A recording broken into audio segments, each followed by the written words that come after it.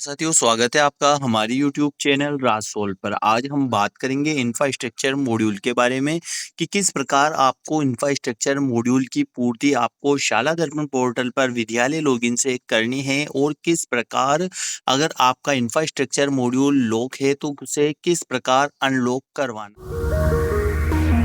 पर आपको पूरी जानकारी जो भौतिक सत्यापन पीओ महोदय के द्वारा अधीनस्थ निकटतम विद्यालय जो सीबीओ लॉगिन से सीबीओ कार्यालय के द्वारा अलॉटमेंट होगा, उनका भौतिक सत्यापन से पहले आपको इंफ्रास्ट्रक्चर मॉड्यूल किस प्रकार पूरा करना है, पूरी जानकारी मैं आपको दूंगा।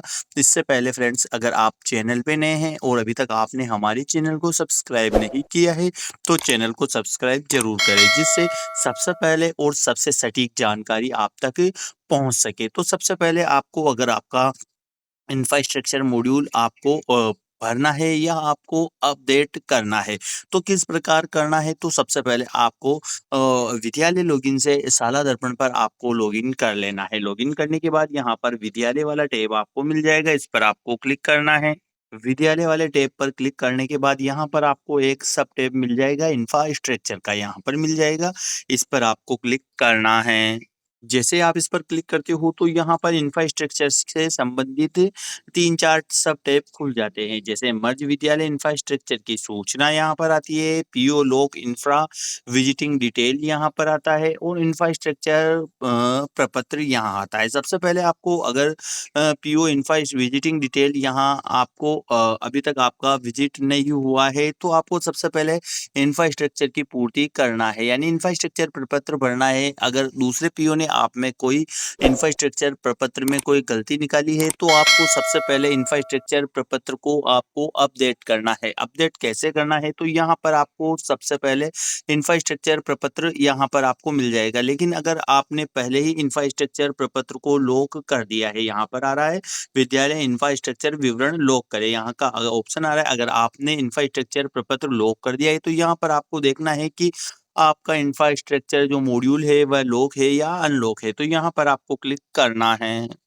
क्लिक करने के बाद नीचे आप स्क्रॉल डाउन करोगे, यहाँ पर नीचे स्क्रॉल डाउन करोगे तो यहाँ पर देखिए केवल आप वेरीफाई कर सकते हो। यहाँ पर आ रहा है ऑलरेडी लॉक्ड, यानी कि आपका इंफ्रास्ट्रक्चर मॉड्यूल या प्रपत्र पहले ही लॉक किया हुआ है।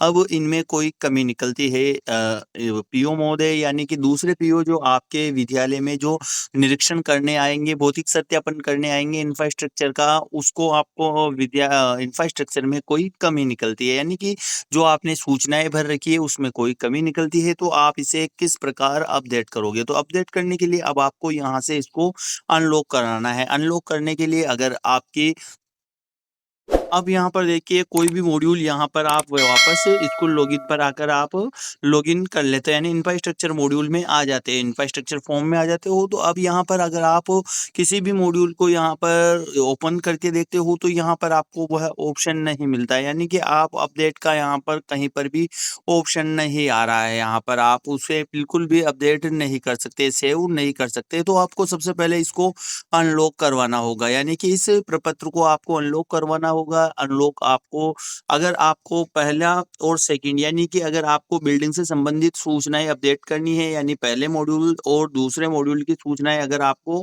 अपडेट करनी है तो आपको प्रपत्र आपको जिला कार्यालय से अनलॉक करवाना होगा। अगर आपको और दूसरे से लगाकर लास्ट तक की सूचना अपडेट करनी है, यानी कि अगर आपको बिजली, पुस्तकालय की आदि की सूचना, कंप्यूटर या स्टॉक आदि की सूचना आपको अपडेट करनी है, वैसे अधिकांश विद्यालयों में केवल यह सूचना ही अपडेट होती है यहाँ से, यानी कि सेकंड से लगाकर लास्ट तक की।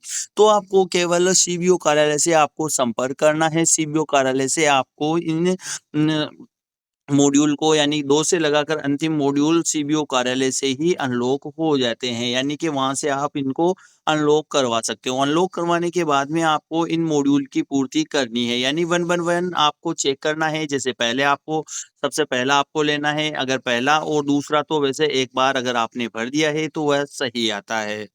पहला प्रपत्र विद्यालय परिसर, भवन और भूमि उपलब्धता से संबंधित होता है। तो इसके अंदर आपने पहले ही इसको अपडेट कर रखा होगा। तो इसमें आपको कुछ भी अपडेट नहीं करना होगा। अगर कुछ अपडेट है तो आपको इसको पहले सीबीओ के माध्यम से जिला कार्यालय से आपको इसको अनलॉक करवाना होगा पहला, और दूसरा जो पेज है उसको आपको जिला कार्यालय से अनलॉक करवाना होगा। दूसरे पेज में आपको मंजिल का विवरण है कि आपके विद्यालय में कितनी मंजिल चल रही है, वह यहाँ पर विवरण है। यह जैसे पहले ही है अनलॉक नहीं है, पहले ही लॉक हो रहा है, यहाँ पर आपको पूरी सूचना भरनी है।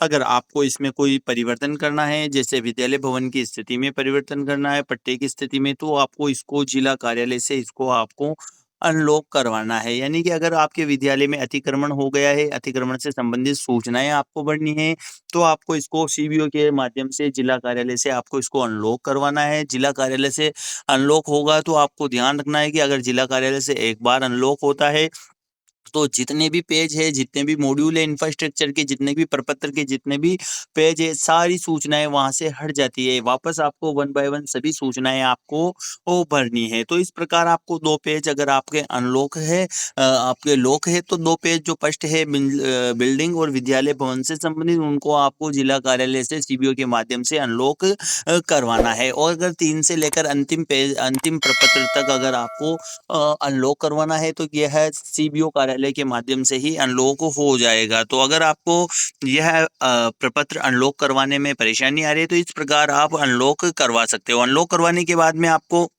वन बाय वन आपको सभी सूचनाएँ भर देनी है। जैसे कि विद्यालय का अगर रंग-रोगन किया है तो यहाँ पर भरना है। यानी वन बाय वन आपको जैसे यहाँ पर क्लिक करना है, यहाँ पर आपको उससे संबंधित सूचनाएँ जो भी आती है वह आपको वो भर देनी है। तो इस प्रकार आपको वन बाय वन लास्ट आपको यहाँ पर पुस्तकालय तक की सूचनाएँ आपको अपडेट करनी है, और अपडेट आपको बिल्कुल जो स्टॉक में है वही सूचना आपको, वही प्रपत्र इंफ्रास्ट्रक्चर प्रपत्र में आपको वही सूचनाएँ भरनी है। क्योंकि जो दूसरे पीओ महोदय द्वारा आपके विद्यालय का भौतिक सत्यापन किया जाएगा, उसके अंदर केवल वही सूचनाएँ इंफ्रास्ट्रक्चर के अंदर होनी चाहिए जो आपके विद्यालय में वास्तव में उपलब्ध है। तो इस प्रकार आप अपने इंफ्रास्ट्रक्चर प्रपत्र को वन बाय वन आपको कंप्लीट करना है। जो आपका स्कूल का स्टॉक रजिस्टर है उसके अनुसार ही आपको इंफ्रास्ट्रक्चर प्रपत्र की पूर्ति करना है। अगर जानकारी अच्छी लगी तो वीडियो को लाइक करें, शेयर करें और चैनल को सब्सक्राइब ज़रूर करें। धन्यवाद।